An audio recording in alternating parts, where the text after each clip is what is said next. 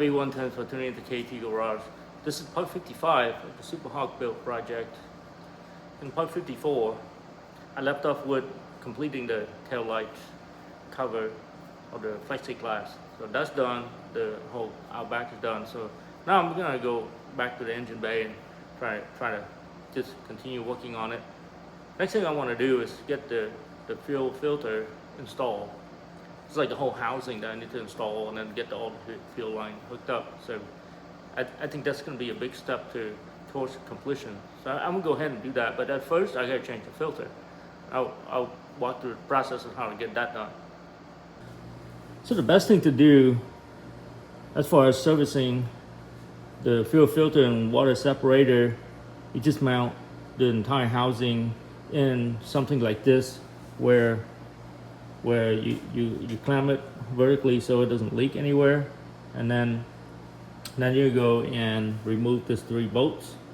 So I'm going to go ahead and do that. That will allow me to take the cap off, and then I will be able to replace the filter, the separator, and then the O-ring.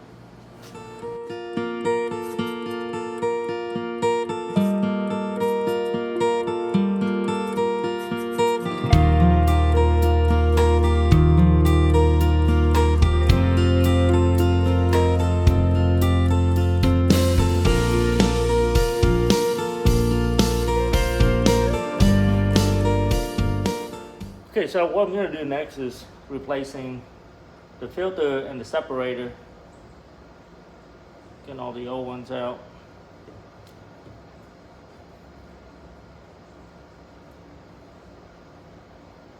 And I already drained this whole thing, so there's not a whole lot of fuel left. There's just a little bit of fuel in there. So I'm just going to let this sit in a pan for now, and then we get a new one in, and this is bi-directional, so you can put in any direction you want, just like that. And then the filter goes inside, and at this point the only thing to do, left to do, is to replace this O-ring or this seal right here. This seems to be a flat seal, or maybe it just set there too long and it turned flat, but it looks pretty flat to me. We're gonna replace that with the provided O-ring. So I use a rag and I clean out everything real well. Now is the time to assemble it back on. Just get that O-ring on there, and it just sits flush, and then you just get this thing, and there's only one way with the bolt pattern, so you really can't screw it up. It'll go in there just like that. Just make sure you don't pinch your O-ring. Make sure it stays down. I want to get the bolts back on. I just dropped the washer. Okay, so now we're just gonna get back on, and we're done with the filter replacement. Very simple. So you're supposed to tighten these with 8 foot-pound. I really don't feel like going to get a torque wrench, so I'm gonna use my calibrated hand and put in about 8 foot-pound. 8 foot-pound is not a whole lot, guys, so you don't over tighten it. That should be plenty right there. Okay, so I went ahead and took off the drain line. You can see that it's seen better days. It's probably the original line from the truck back in 1994. Lines are like super hard and brittle, so I'm gonna replace it. It's 1/4 inch ID. I already have holes, new ones that will be replaced. So I'm gonna get this on the truck first, position it, and then we'll go in and get the line in, find out exactly how long it needs to be, and then this needs to be mounted somewhere below the truck so I can drain the water when it's separated from the fuel.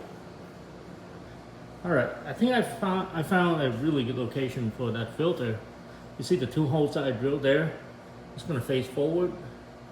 I'm gonna mount it right there, it's going to be a really good place to gain access to. I really don't have to take it out again to get a service. Get a service right there.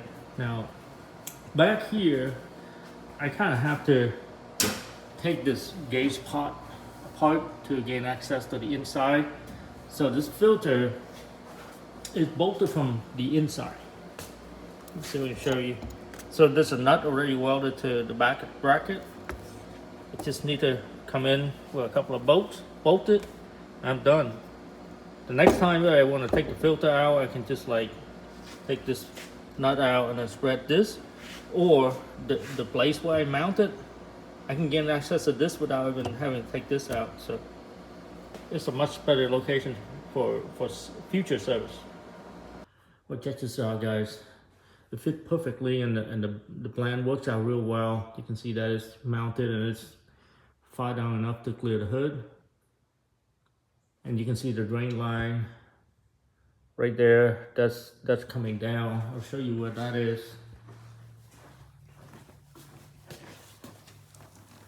I decided to make a little bit of a bracket. You see the bracket is sitting right there. And then it goes in horizontally. And then the valve's right there. So when you relieve it, the mixture of diesel and water is gonna just drain down to the ground with a catcher below, of course. And then that drain line's right there, and then it goes up to where you see it on top. So now we're done. I'm moving on to something else. So here's the rest of the wire. This is everything that I have, other than what's in the truck already. So we're almost getting there now.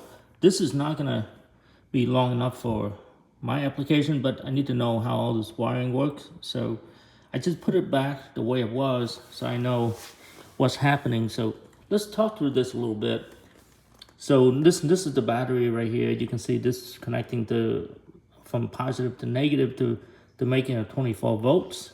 So let's start out with this corner where the positive is. So positive goes to this connector here, and it goes through the firewall. And as it goes through a firewall, it connected a couple of wires here, and then it goes straight all the way down to the starter. So that's pretty simple.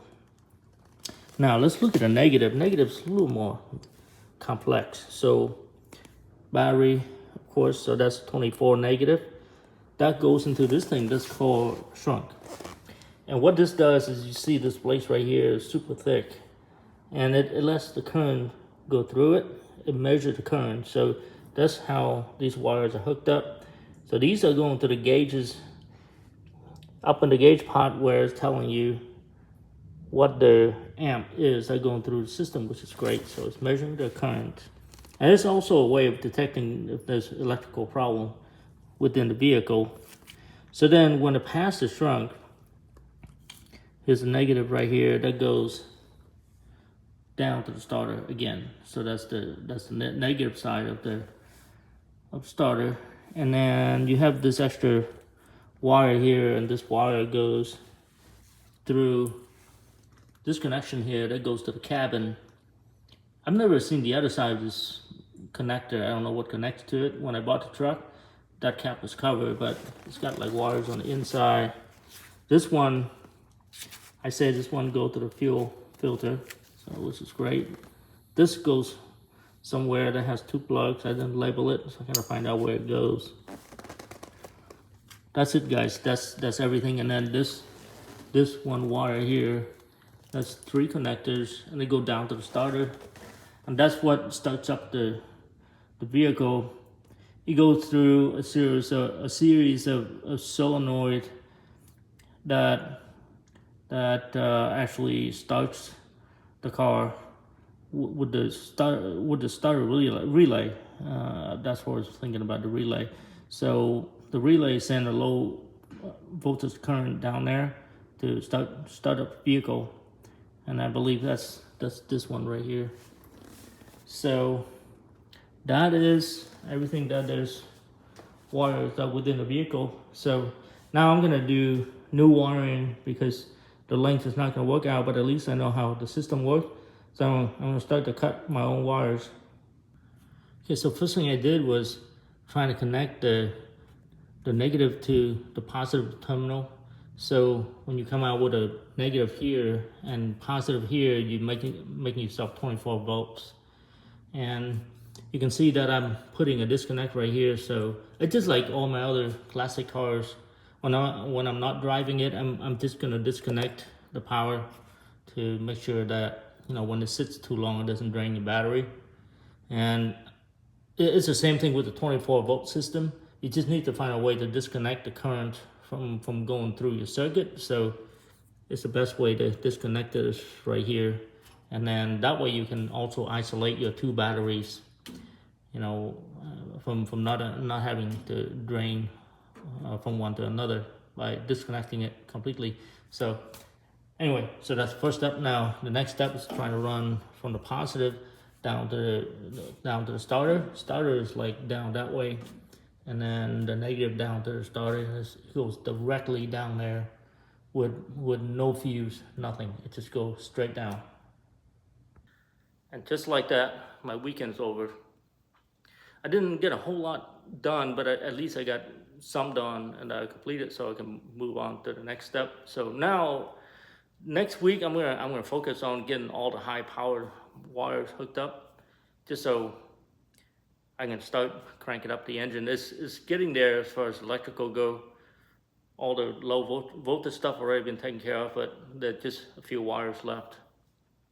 And we go ahead and start the engine. I cannot wait to be able to do that. I appreciate you guys tuning in to KT Garage. If you like the content, please like and subscribe. Thank you.